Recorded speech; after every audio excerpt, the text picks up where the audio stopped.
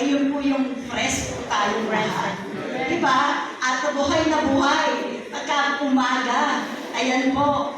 Kaya po, good morning. Praise the Lord. Salamat po sa ating Diyos sa buhay, sa privilege na ako po ay nandito po ngayon, nakatayo sa inyong harapan.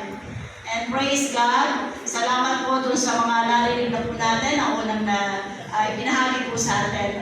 Kanina po, may gusto lamang po akong idagdag dun sa patotoo po ni Pastor Camilo. Apo, meron po tayong kapatid na nasunugan. Apo, sila po yung disciple ko sa North Sagaray. Sila po yung unang pamilya kung bakit po tayo nagkaroon ng church sa North Sagaray. Nung nasunugan po sila, last 2 weeks lang po, ayun, alam niyo po kung anong sabi niya sa akin? Pastora, nasunod po lahat ng pera namin. Lahat, wala pong natira, sabi niya. Pero, sabi niya ganon, meron po akong binalikan. Sabi ko, ano yung binalikan mo? Sabi niya, kasi po yung tithes po nila doon, binibigay po niya sa akin ng mga nakaraan. Sabi ko, dyan muna, kasi malayo po sila sa amin. Apo, nasa Malabon. Kung may pangangailangan po sila, hindi po agad maibibigay. Sabi ko dyan muna sa Malabon. Yun po, sabi niya, alam niyo po ba, nung narinig ko na kayo pupunta ng Japan, nasa isip na niya na ibibigay sa amin yung 50,000 para sa papuntang Japan. Sabi niya ganon. Ang binalikan ko po nung time na yun ay yung tithes and offering po namin. Yung church po doon sa Malabon. Binalikan po niya yun kahit malaki na po yung apoy. Sabi niya, binalikan ko po yun kasi para po yun sa inyo. Kaya yun po, sabi ko, wala ko nasunog yung lahat ng pera. Hindi po. Yung pera lang po namin, yung pera ni Lord para kay Lord, hindi po nasunog. Kaya glory to God, salamat po sa ating Diyos na buhay. Amen. And praise the Lord, ako, nasunugan lang po sila, pero nakita po namin kung paano kumilos ang Diyos sa buhay po ng ating mga kapatid. Apo. And pangalawa po, narinig ko po kay Bishop, ayan. Sino po yung mga pastors po dito? Pakitaas po yung kamay. Yan, marami po tayong pastors. Sino po dito yung mga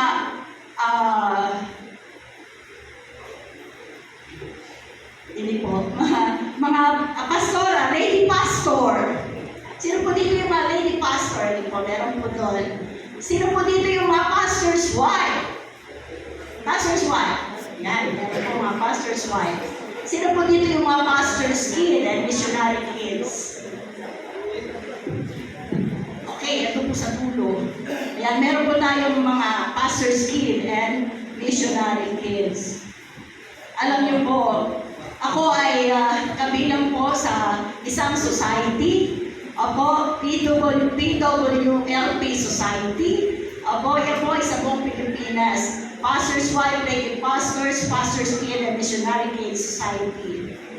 Alam niyo po, nung unang umaten po ako doon, talagang sobrang nalungkot po ako.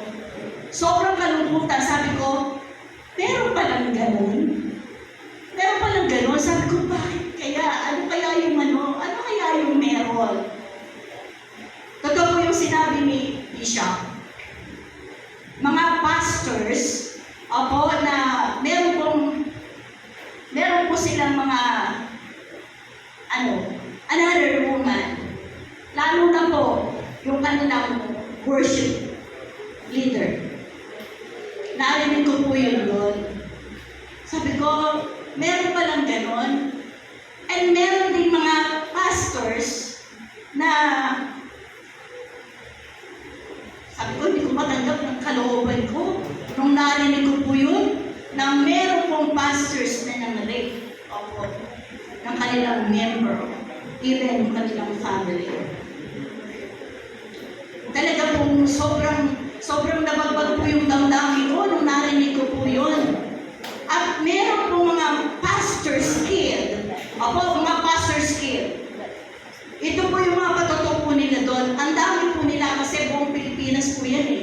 Kaya po yung po mga pastor's kid, ang patotoo po nila, sabi nung isa, alam niyo ba na gusto kong sunugin yung church namin? Yan po yung niya, susunugin na yung church. Bakit po? Sabi niya, yung daddy ko, o yung pastor namin, daddy niya, ang gandang mangaral. Sobrang gandang mangaral. Pero, kami, alam namin kung ano pamumuhay meron sila. Siyempre, sino nakakaalam ng buhay ng mga pastor, ng mga lady pastor? Yung pamilya. Ipo ba yung pamilya mismo nakakaalam?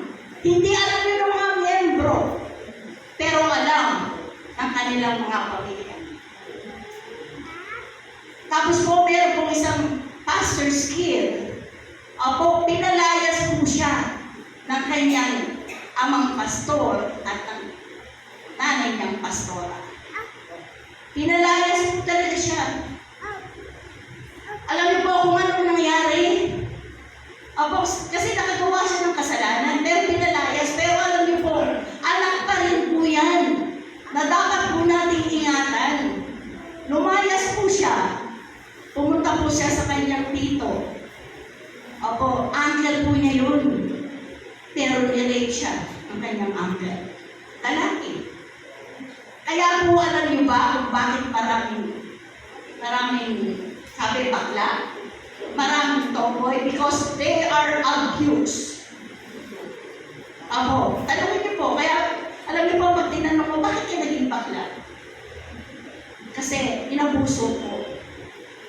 Nung siya'y maliit pa. Bakit kayo naging tomboy? Inabuso po siya. Alam niyo po, ngayon pong umaga, ngayon pong hapon, napakaganda po ng pag-uusapan po natin. Marami po akong nalaman po doon. And actually, talagang gano'n na lang po yung panalangin po ng mga pastors, white lady pastors. Talagang umiiyak po sila. Umiiyak po sila ng gusto. Katulad po, sabi nga, meron po mga bishop. Pero hindi po si Bishop Edgar po yan, at saka yung isang bishop po natin dito. Mga bishop po sila. Kaya ang tawag po nung aming leaders, sa pastors, white and lady pastors, no, they are not bishop, they are bishop. Apo, they are not bishop, they are bishop. Dahil hindi po nila ipinamumuhay yung talagang dapat ipamuhay po nila. At hindi lamang po yun. Hindi lamang po yan. Masakit po yan, ano? Pag narinig po ng sabi, nangangaral ka dito sa harapan. Nangangaral ka sa harapan ng mga tao. Sa pulpito. Sabi, gumagawa ka ng masama. Alam ni Lord dyan, wala po tayong maitatago. Wala tayong maihahide kay God. Because He is all-knowing God. Alam ni Lord ang lahat ng laman ng puso natin at isipan. Lalo na ang pamumuhay po natin. Sabi nga, gumagawa ka ng masama. Tapos tatayo ka dito. Mangangaral ka sa pulpito. Mangangaral ka sa kongregasyon. Ang tanong, nasaan ang conviction mo? Meron bang conviction? Wala na po. Ginagawa na lamang po niya para po kayo sa kanyang sarili. Kaya po ngayong hapon, napakaganda po ng ating pong tema. Ang ating pong tema ngayon is understanding God's design for the family. Ano ang disenyo ng Diyos? Opo, ang objectives po natin, objectives. Opo, ano yung layunin? Bakit ito yung papangarap po natin. Ang layunin po dito, tayo bilang mga estudyante, apo, we are student of the Word of God. Amen. Apo, tayo po ay mga estudyante. Maunawaan po natin mabuti kung ano ang original design ni God sa family. And what is family? Family, sabi po, is a foundational institute. Apo, foundational institute of a society ordained by God. Hindi po ba? Sabi ang pamilya, apo, dito magsisimula. Apo, yung foundation, yung pundasyon. Kung bakit, sabi nyo, sabi ko ng marami, bakit ang daming mga masasamang tao sa mundo? Kasi nga po, sabi mag-uumpisa sa family. Sa pamilya, foundational institute. Apo, sa pamilya mag-uumpisa, paano natin gagawin yung nais ng Panginoon, yung original plan ni God. And makikita po natin ano po, bakit ang daming masasama, sabi ang daming mga gumagawa ng masama, madaming addict. Apo, laganap yung drug addiction. Dahil po, yung family, hindi po talaga naging matibay yung pundasyon.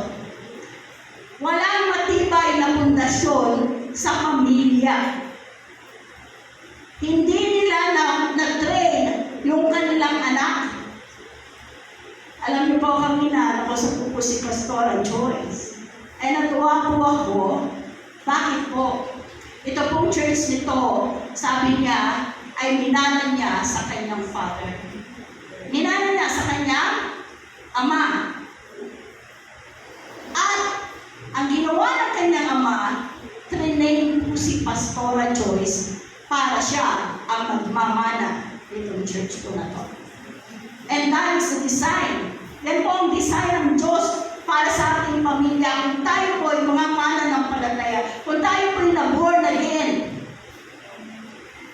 family po natin, di ba sabi kanina, God is our priority, then family, then ministry. Yan po magkakasunod-sunod. Pero, nangyayari po sa mga lingkod ng Panginoon, baliktad, ministry, family, then God. Kaya po, ngayon titingnan po natin ano pa yung original design. Maunawaan po natin, ano yung original design ni God sa family. Apo, basahin po natin sa Genesis. Sa Genesis po yan, yung first family.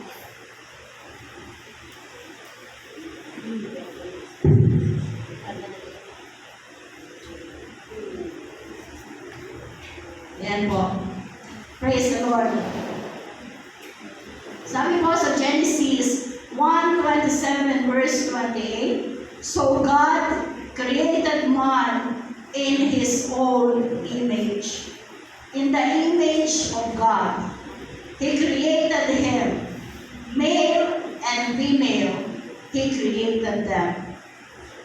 Sabi po sa verse 28, then God blessed them.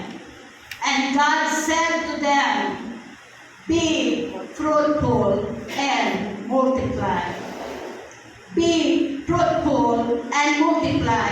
Fill the earth and subdue it. Have dominion over the fish of the sea, over the birds of the air, and over every living things that moves on the earth. Ayan po. Kita po natin, ano po yung original design? Ginawa ng Diyos ang lalaki at ang babae. Ayan po. Di po ba? Lalaki lamang po at babae ang ginawa ng Diyos. Wala pong gitna. Ayan. Wala pong gitna. At tayo po, ang pagkagawa po sa atin ng Panginoon ay unique and beautiful. Ako walang katulad. Maganda ang pagka-design ng Diyos sa lalaki at sa babae. And God planted Himself within them, His being, and God gave dominion over everything on the earth. Natatangi po, di ba? Sabi, natatangi at maganda ang pagkalikha sa atin ng Diyos. Dahil itinanim ng Diyos ang kanyang sarili mismo doon sa lalaki at sa babae. Sa kanilang pagkatao at binigyan sila ng Diyos na kapangyarihan sa lahat ng bagay sa lupa. Sabi, di ba? Binigyan tayo ng kapangyarihan. Pero nakakatawa, di po ba? Ang tao, meron lang po, pag nakakita po sila ng ibis, ay, ibis! Pakita ng daga, tumatakbo. Eh, sabi, tayo yung binigyan ng kapangyarihan para mamahala sa Kanya. Amen? Praise God. Kaya po kung meron po dito, sobrang takot sa daga, sobrang takot sa ibis, in Jesus' name, get out and back off. Di po ba? Di po kayo marunong mag-review? Ayan po. Praise the Lord. Ayan po. Included in God's plan for mankind is family. Pamilya. Nothing means more to us than our families. Wala mas mahalaga sa atin kundi ang ating pamilya. Sabi po, minamahal natin dapat ang ating pamilya. Our families can be sources of great joy. Or sources of deep pain. Ano pong ibig sabihin yan?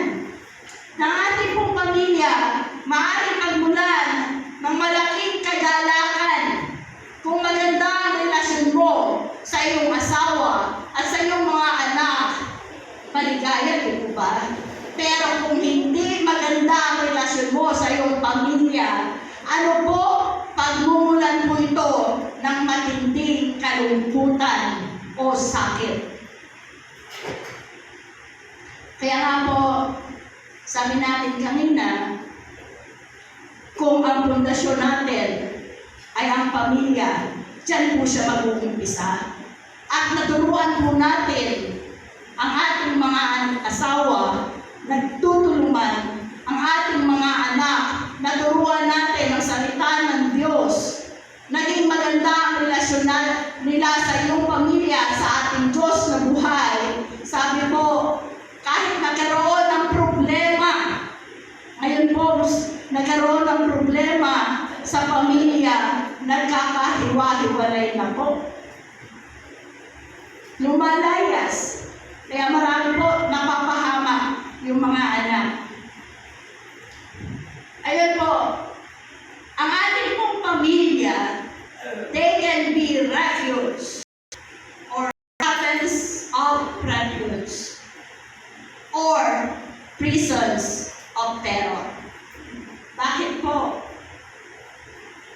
Sabi po ay pwede pag ang pamilya, maaaring maging kalungan po natin kung maayos ang relasyon po nila sa bawat isa. Ang tatakbuhan nila, yung kanilang pamilya. Pero kung yung iyong mga magulang hindi matakbuhan ang kanilang anak, saan sila tatakbo? Tatakbo sila sa mga kaibigan nila na wala namang pagkakilala sa Panginoon. Saan sila tatakbo? Tatakbo sila para gumamit ng drugs para maibsan yung sakit kanilang family. Kaya maraming sabi nila, bakit sila doon sa kalagayan na yun ng drug addiction? Wala silang ibang matakbuhan. Kahit yung pamilya nila, hindi sila pinapakinggan. Ayun po, maaari silang maging mga kanlungan o mga binanduan ng takot. Kaya marami pong anak, sabi po ay sobrang takot po nila. Hindi nila alam yung kanilang gagawin. Na dapat yung magulang ang tutulong sa kanila. Pero ang magulang ang nagtutulak sa kanila para sila mapahamak. Praise God, hallelujah. They can be life-giving and nourishing or life-draining and unhealthy. Maaari silang nagbibigay ng buhay at nakakapagpalusog ng relationship ng bawat isa. O nakakaubos ng buhay at hindi nagiging malusog ang relasyon ng pamilya. Kaya yun po, bilang mga Kristiyano, sabi po, nagdi-devote po tayo ng time. Dapat nagdi-devote tayo ng time and effort to understanding this foundation of our personal relationship. Personal relationship. Kumusta na ang relasyon mo sa Diyos? Kumusta na ang relasyon mo sa iyong pamilya? Alam niyo po, nakakalungkot. Maganda ang relasyon mo sa kongregasyon, sa mga miyembro.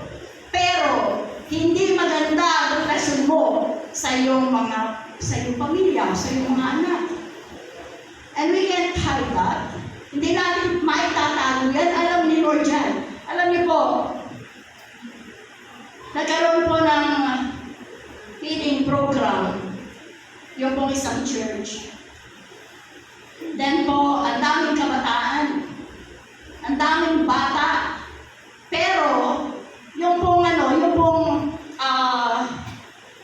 leader po namin sa pastor's wife, may nakita po siyang bata, umiiyak. Tinanong niya, sabi nga, anak, kumain ka na ba? Kasi merong feeding doon. Hindi pa po. Sino magulang mo? Si pastor and pastora po. Pinapakain nila yung mga kabataan, yung mga bata, pero nakalimutan pakainin yung kaisa-isa nilang anak. Grabe di po ba? Kamusta po yung relasyon po natin sa ating pamilya? Napakahalaga po ng papel ng ating mga pamilya sa lipunang ginagalawan po natin kung bakit maraming mga gumagawa ng masama because hindi po na-train sa family yung pong member ng family.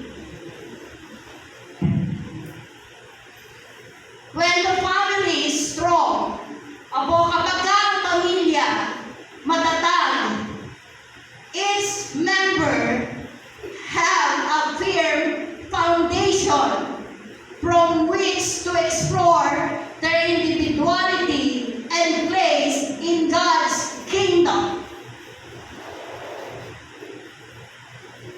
Kapag po matatag ang pamilya, ang mga miyembro nito ay may matatag na pundasyon kung saan dapat tinutuklas po natin, dapat matuklasan po ng bawat miyembro ng pamilya. Opo, ang kanilang pagkatao at lugar sa kaharian ng Diyos. Amen po. Dapat tayo mismo tuklasin natin. Kaya nga ating pinag-aaralan po ngayon, understanding God's design to a family. For a family. Praise the Lord. Hallelujah.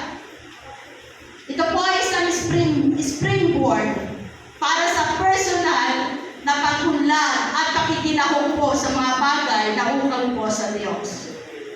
When the family is functioning properly, nakikita po natin yung beautiful picture of life. Maganda po yung buhay na kinalalagyan po natin. Iyon ang gusto ng Diyos sa bawat pamilya. Iyon ang intensyon ng Diyos sa bawat pamilya. Maganda, maayos na family. Praise the Lord. Hallelujah. God, in His goodness, has spoken quite a bit about the family. Ang Diyos po sa kanyang kabutihan ay nagsalita tungkol sa kanyang pamilya. Ang pamilya po, mahal na mahal ng Diyos. Mahal ng Diyos ang bawat family. At ayaw niya na isa man sa miyembro ng pamilya mo ay mahulog sa kapahamakan o mapahamak. At ayun po, sabi nga, merong vision si God. Ano ang vision ni Lord? God's vision is for a wonderful family atmosphere. Sa Genesis chapter 2, verse 18 to 25. Ang pangitain po ng Diyos ay para sa isang kahangahangang kapaligiran ng pamilya. Kaya lang po, tumating si Satanas. Satan has polluted God's plan for the family. Sinira ni Satanas yung magandang plano o yung magandang disenyo ng Diyos para sa pamilya. Kanina, nung nagsasalita po si Bishop, may tanong po sa inyo, no? Sino unang nagkasala? Si Eva o si Adan? Si Adan. Eva. Sino po? Si Adan. Sorry, Margie? Si Adan. Si Adan po. Sabi niyo iba, yung babae daw po. Yung babae. Sikat lang po nakakaalam. Pero tingnan niyo po. Ay, alam ko po. Malapit na po yung time ko. Bibilisan ko na lang po. Praise the Lord. Hallelujah. Basahin niyo po yung Biblia po ninyo. Hindi ko po kinakontra si Bishop. Ano po? Sorry po, Bishop. Hindi ko po kinakontra si Bishop. Pero po, narinig ko lang din po ito sa pangangaral ko at ito po yung sinabi. Kung babasahin mo ang Genesis chapter 3 verse 6, nakita ni Eva yung magandang bunga na nakakaakit sa kanyang paningin. Tinuso nga po siya ni Satanas, di ba? Nung snake. Kumuha si Eva. Kinain. Alam niyo kung nasaan si Adan? Nasa tabi niya. Nasa tabi niya si Adan. Kaya sabi niya, gusto mo? Basahin mo po. Nandun, inalok niya agad si inalok niya agad si Adan. Nasa tabi niya. Ang tanong, bakit hindi pinigilan ni Adan si Eva? Negligence. Ha? Negligence of the husband. Negligence of the husband. Yan. Negligence of the husband. Yung marami ko kasi hindi makasagot eh. Kanina meron nagsabi yung babae. Ako talaga, man talaga. Yung iba lalaki. Pero yung iba hindi nila alam. Pero ano po, si God, alam niya kung sino talaga ang nagkasala. Unang nagkasala sa kanya. Diba? Time's up. Pero sandali na lang po. Bigyan niyo lang po ako ng 2 minutes. Yan. Praise the Lord. God has a solution for restoring the family. Meron pong, ang Diyos po, laging may solusyon.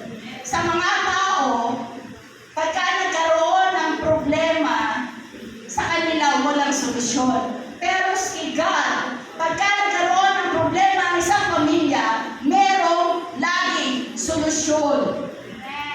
Kaya nga dapat natin palagi kay God eh. Kung may problema ang pamilya po ninyo, sino unang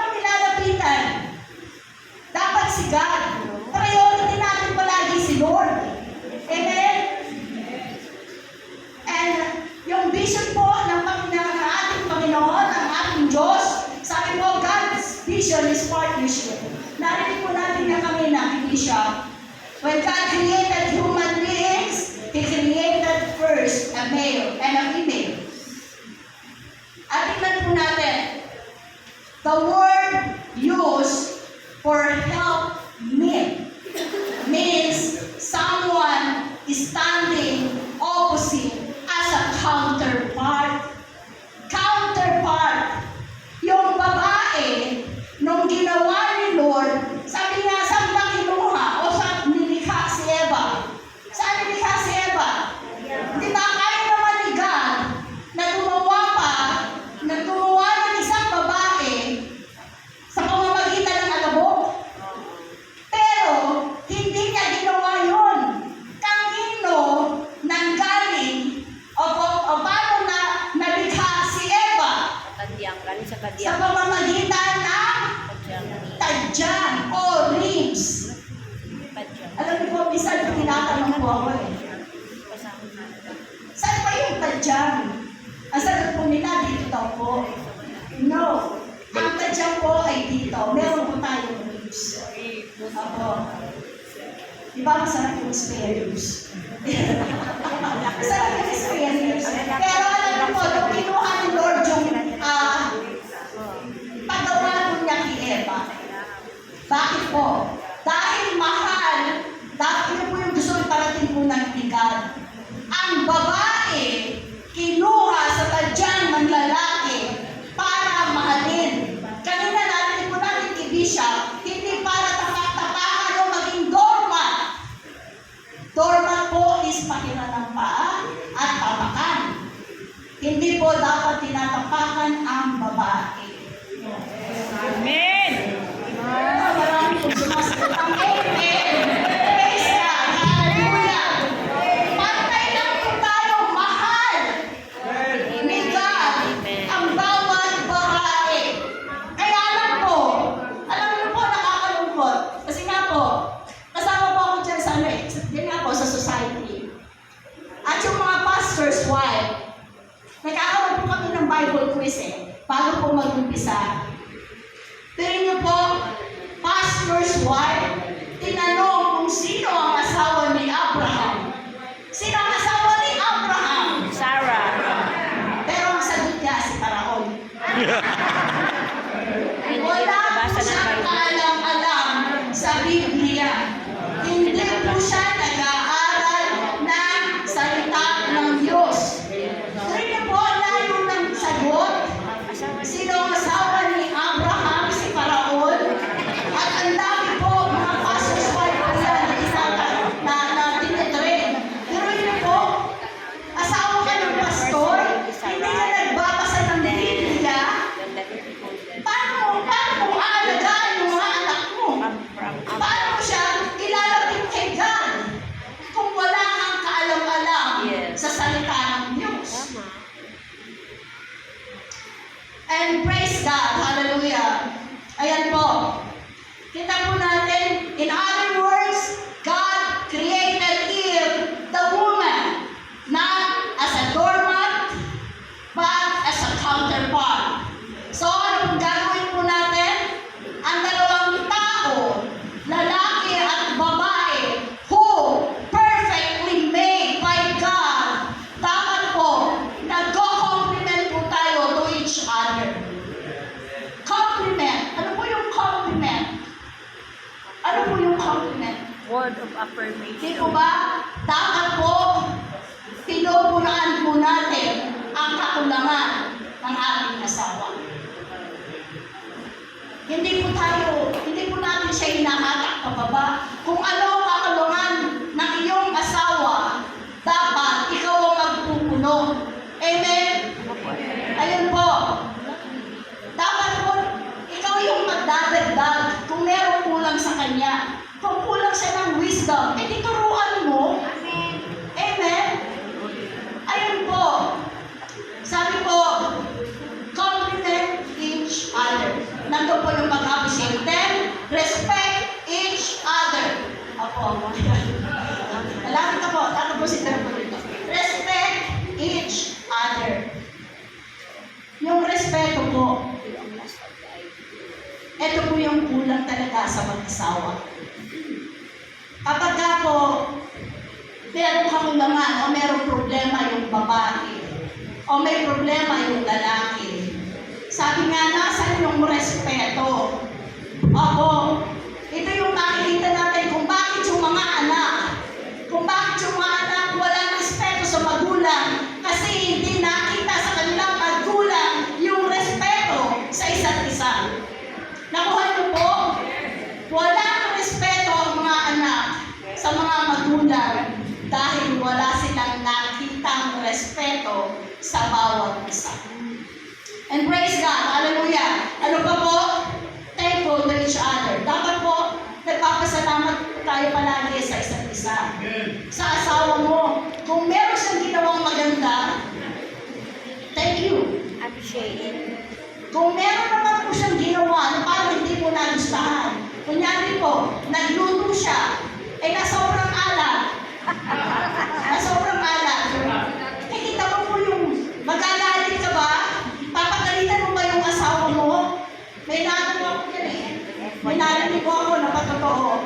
Sabi po nung lalaki, ay medyo naalat yung kanyang ginawa, pero masarap pa rin. Praise the Lord.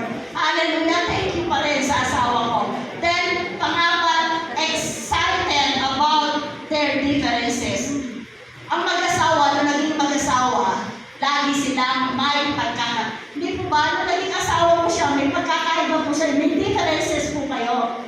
Hindi po ba, may differences po kami dalawa differences ni Pastor. Pero, doon sa mga differences po natin, kasi nung naging asawa mo siya, hindi mo naman alam lahat ng kung ano meron siya eh. Pag naging mag-asawa kayo, doon mo lang malalaman kung lakas pala niya maghilig. Tama ba? Tama po. Opo. Pero dapat thankful po tayo about the differences and thrilled to have each other as life partners. Dapat laging may thrilling. Dapat laging may thrilling. Alam niyo po, ang nakakalungkot, pag tumanda na ang mag-asawa, magkahiwalay po sila ng tulugan. Sino po dito, nung tumanda na po sila, magkahiwalay na po sila ng tulugan. Hindi na po sa kama. Diba? Kita niyo po yun?